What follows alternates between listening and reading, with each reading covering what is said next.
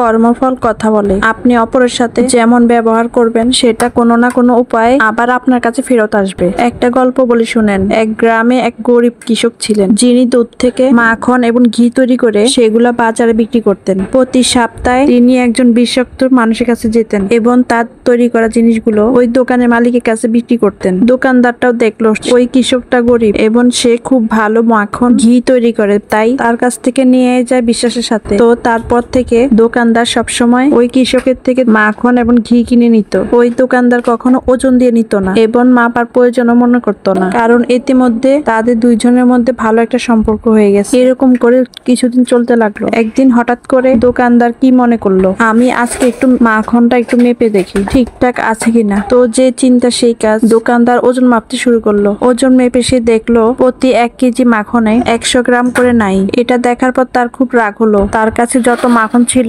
সবগুলো ওজন দিয়ে দেখলো সবগুলো একই অবস্থা, 1 কেজি মাখনের মধ্যে 100 গ্রাম নাই।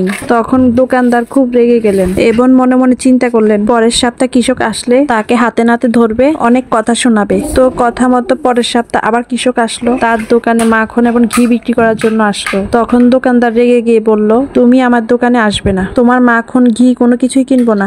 আমি এরকম বেঈমানের সাথে ব্যবসা করতে চাই না। এই কথাটা শোনার সাথে সাথে কৃষক তো পুরোই অবাক, আমার সাথে এমন ব্যবহার কেন করছেন? আমি কি করেছি? আপনি আমাকে কেন মিথ্যা অপবাদ দিচ্ছেন? তখন কৃষক দোকানদারকে জিজ্ঞেস করলেন, আপনি কেন আমাকে মিথ্যা অপবাদ দিচ্ছেন? আমি কি এমন করেছি? আমাকে খুলে বলেন। তখন দোকানদার বলল, তোমাকে আমি বলি 1 কেজি ওজনের মাখন দিবা এবং 1 কেজি ওজনের ঘি দিবা। তুমি তো আমাকে সেই পরিমাণ মাখন এবং ঘি দাও না। তুমি আমার কাছ থেকে 1 কেজি পরিমাণের টাকা ঠিকই নিয়ে যাও। আর তুমি যদি ওজন দিয়ে থাকো তাহলে এরকম বেঈমানি কেন করলে? তোমাকে তো আমি বিশ্বাস করেছিলাম। কৃষক একটু হতভম্ব হয়ে দোকানদারকে বলল, আমি তো আসলে খুব গরিব, আমার আসলে ওজন মাপার যে পাথরগুলো পাওয়া যায় 1 কেজি, হাফ কেজি, 2 কেজি, এগুলো আমার কিছুই নেই। টাকার অভাবে ওগুলা কিনতেও পারিনি, তাই প্রতি সপ্তাহে বাড়ি ফেরার পথে আপনার দোকান থেকে 1 কেজি করে চিনি নিয়ে যাই। সেই চিনি দাঁড়িপাল্লার এক পাশে রেখে আরেক পাশে ঘি এবং মাখন মেপে নিই, আর এভাবে করে আমি ওজন দিয়ে থাকি, তারপর আপনার দোকানে বিক্রি করি। কৃষকের মুখে এমন কথা শুনে তখন দোকানদার চুপ হয়ে গেলেন। কি বুঝলেন এটা থেকে? এই গল্পটা থেকে আমরা এটাই বুঝতে পারলাম যে আমরা মানুষের সাথে যেমন ব্যবহার করব